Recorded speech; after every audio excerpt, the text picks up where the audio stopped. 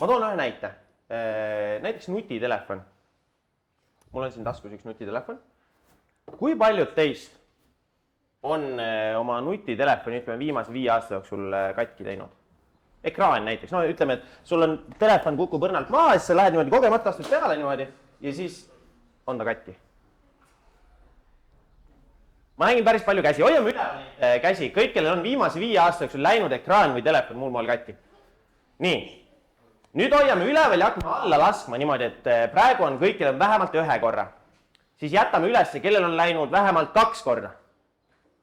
Kellel on läinud vähemalt 3 korda. Kellel on läinud vähemalt 4 korda. Vähemalt 5 korda. Juhin tähelepanu.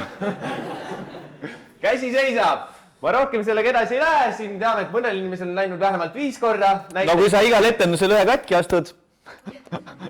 Jaa. No, et kui palju maksab üks mobiiltelefoni ekraani vahetus või parandus? Keegi üks selline sott. Ma tean, et Mats siin sõltuvalt oma telefonist on palju eksperimenteerida saanud viimase 5 aasta jooksul.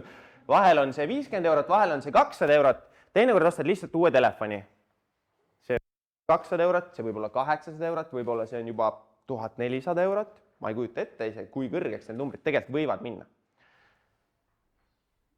Ja nüüd on see koht, kus sa võid mõelda, kui palju sa oled viimase 5 aasta jooksul kulutanud ise selle peale, et sul oleks üks funktsioneeriv nutitelefon siin tagataskus või eestaskus, ükskõik kus taskus.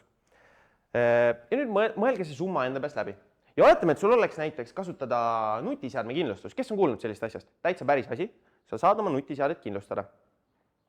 See sõltub natukene mobiiltelefoni mudelist, aga ütleme, et keskmiselt 5 eurot kuus. Maksad iga kuu 5 eurot lihtsalt sellepärast, et kui su telefoniga midagi juhtub, siis keegi teine kannab selle kulu, et teha sinu telefon taas töökorra. 5 eurot kuus. Kui palju see tähendab, et 1 aastas peab maksma? Ma siit kuulsin vaikselt, sa võid kõvemini öelda. 60. 60 eurot 1 aastas. 5 aasta peale. Kui palju on? 300 eurot. 300 eurot 5 aasta peale. Nüüd mõelge oma peas. Kas viimase 5 aasta jooksul oled sa kulutanud enda nutiseadme peale rohkem kui 300 eurot või vähem? Ja nüüd siis on see koht, kus sa saad selle et kas mul oleks odavam ja kasulikum võib-olla tõesti mõelda selle kindlustuse peale või mul on odavam ja kasulikum enda telefoni lihtsalt iga kord, kui midagi juhtub, ilma kindlustusest omadest vahenditest korvata. Ja see tulebki lihtsalt läbi mõelda. Minul näiteks endal, minul ei ole nutitelefoni kindlustust, sest et ma tunnen, et ma hoian oma telefoni piisavalt hästi, välja arvatud need korrad, kui ma pean etendust tegema. Ja kui mul juhtub midagi, siis mul on võimekus. Ma suudan oma taskust võib-olla osta selle uue telefoni või parandada ära selle ekraani. Küll aga kui ma lähen reisile, siis mul ei ole raha riskida sellega, et ma pean Sri Lanka haiglas olema 2 kuud. Et see on nüüd see koht, kus näiteks nutiseadme kindlustus minul isiklikult ei ole. Reisikindlustuse ma teen alati.